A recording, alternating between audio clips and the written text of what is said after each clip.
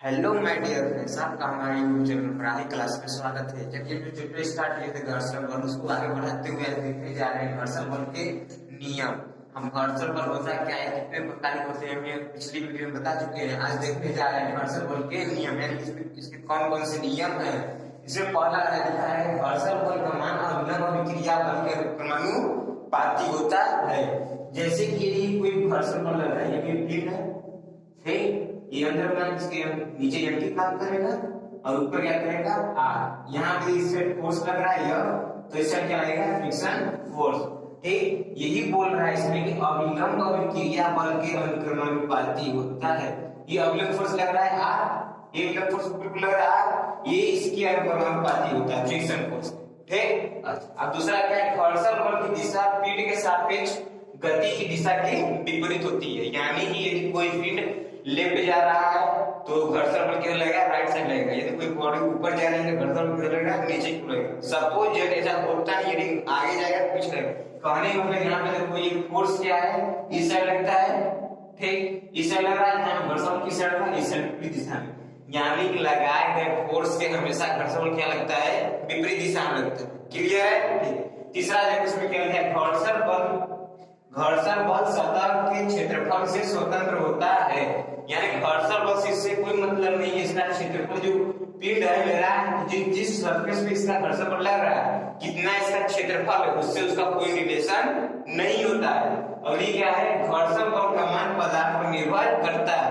यानी ये पिंड है, ठीक, इसका द्रव्यमान क्या है, वेट क्या है, इसका बिहेवियर कैसा है, इस पर ये क्या घर्षण बल का मान निर्भर करेगा। ठीक, यदि यह पिंड हल्का रहेगा तो घर्षण बल कम लगेगा, यदि पिंड वजन है तो घर्षण बल क्या लगेगा, ज्यादा लगेगा। ठीक, अच्छा अगला क्या है, घर्षण बल का मान सतह की रुचता यानी रफनेस पर निर्भर करता है। रफनेस का मतलब, इसका मतलब ये होता है कि जो मेरा सरफेस है वो खुरदुरा है कि प्लेन है कि कैसा ऊंचा खाला है, उस पर ही क्या करेगा घर्षण बल का मान निर्भर करेगा। सपोज मान लीजिए ये कोई सरफेस है, ऐसे सरफेस है, ठीक, तो इस वाले प्लेन पर यदि वो बॉडी यहाँ पे कुछ और घर्षण बल होगा, यहाँ पे भी कुछ और घर्षण बल होगा, यहाँ पे कुछ और, यहाँ पे भी कुछ और घर्षण बल होगा। ठीक, यदि स्ट्रेट है, यहाँ पे पिंड रहेगा तो यही घर्षण बल, यहाँ पे पिंड रहेगा वही घर्षण बल यहाँ पे। यानी कहने का मतलब कि सरफेस के रुचता पर निर्भर करती है क्या, घर्षण बल। ठीक, ये 5 घर्षण बल के नियम थे, बहुत ही इंपॉर्टेंट है। ठीक, अब हम लोग आगे देखने जा रहे हैं घर्षण कोण। ठीक है, देखो घर्षण कोण होता क्या है, ध्यान देना। देखो लिख रहे हैं, हेडिंग डाल दे रहे हैं घर्षण कोण। अगली हेडिंग है घर्षण कोण। ध्यान से सुनना, देखना है, ये कोई मेरा सरफेस है, यहाँ पे कोई बॉडी रखी है यम द्रव्यमान। क्लियर है? इस पर यम की जो है पृथ्वी को कार्य करेगा, नीचे की ओर की इस फोर्स को मेंटेन करने के लिए फोर्स ऊपर की ओर कार्य करेगा, जिसे बोलते हैं रिएक्शन फोर्स। ठीक, अच्छा ये बॉडी इस साइड आ रही है ये फोर्स से, ठीक, तो कैसे फ्रिक्शन फोर्स किस साइड लगेगा, इस साइड कार्य करेगा, ये फ्रिक्शन फोर्स। क्लियर है? ठीक है, अब देखो क्या कर रहे हैं, ये बॉडी मान लो यहाँ पे फ्रिक्शन फोर्स ए है, यहाँ पे ओ है, ठीक, और ये पॉइंट मान लो बी है। क्लियर है? कुछ नहीं किए हैं, इन दोनों का क्या किया हम लोग, मैग्नीट्यूड ले लिए और कुछ। ठीक, ये इस साइड फ्रिक्शन आर लग रहा है, इसका क्या करेंगे, मैग्नीट्यूड ले लिए।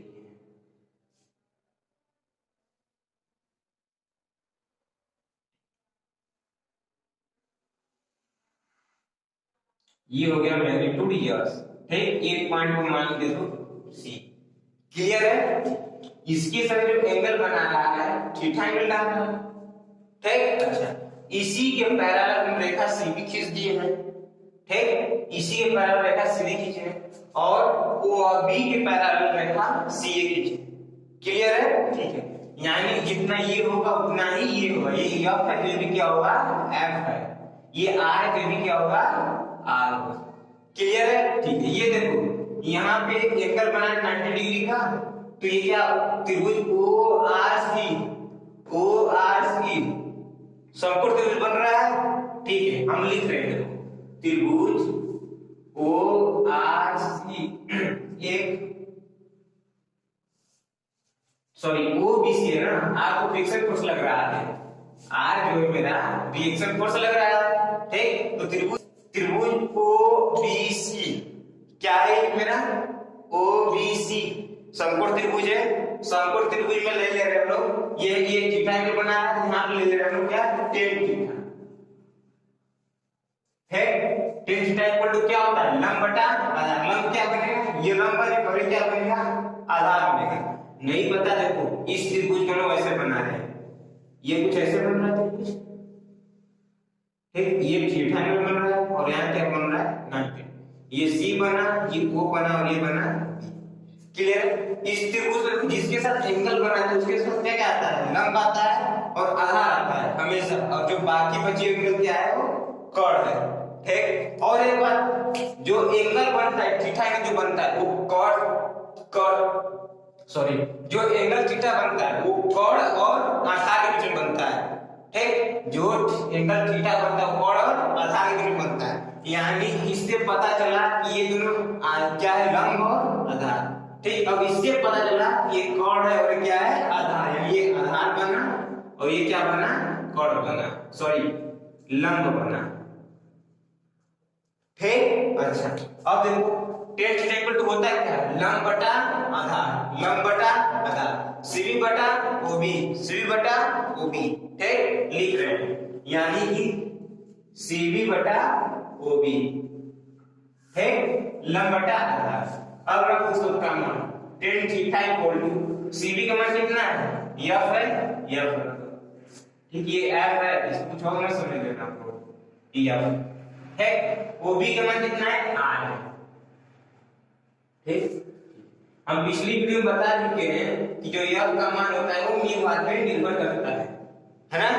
एफ बराबर क्या होता है, म्यू आर। आर क्या है, आर क्या है, घर्षण नियतांक, और आर क्या है, रिएक्शन फोर्स, ठीक। देखो आर से आप cancel out, tan theta equal to क्या हो जाएगा, म्यू, ये आएगा मेरा घर्षण कोण, क्लियर है, ठीक। आशा करते हैं समझ में आया, स्क्रीनशॉट लेना तो ले लो, होता है विश्राम कोण कुछ नहीं होता है, बस ये जो हम लोग सरफेस लिए थे, सरफेस बॉडी थी, यही बॉडी क्या हो जाएगी, किसी एंगल में झुकी हुई होगी, ठीक। समझा है, समझ में आएगा, पूरी तरह समझ में आएगा।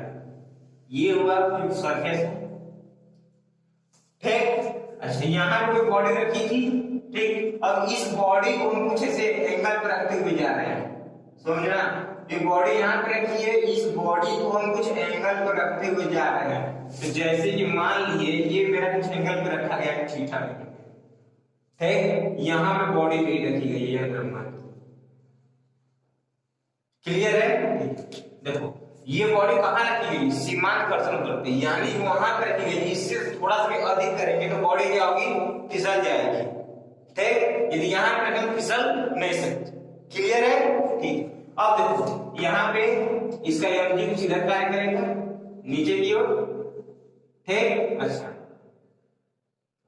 ये जो रिएक्शन फोर्स कार्य करेगा ऊपर की ओर, ठीक। अच्छा इसको हम नीचे खींचते रहे, ये जो बनेगा मेरा एंगल थीटा बनेगा, ठीक। ये एंगल थीटा देगा, ठीक है। इधर देखो क्या ये,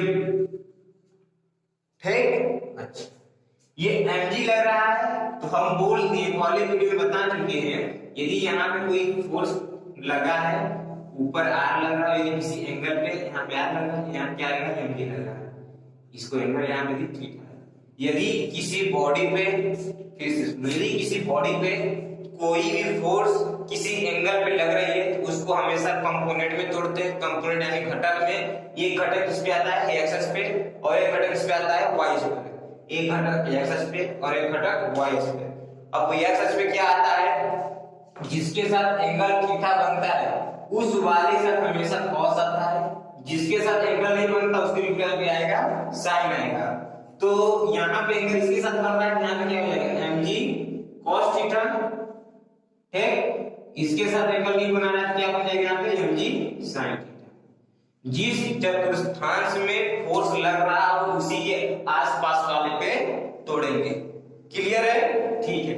ये देखो यहाँ पे तो क्या हो जाएगा, ये mg हो जाएगा cos थीटा और ये क्या हो जाएगा mg sin थीटा। क्लियर है? ठीक है, ये देखो इस बॉडी को यहाँ पे स्थिर रखने के लिए फ्रिक्शन फोर्स ऊपर की ओर लगेगा, यस ऊपर की फ्रिक्शन फोर्स लगेगा, ये लगा फ्रिक्शन फोर्स। ठीक, इस चीज को मिटाते हैं। ठीक, क्लियर है?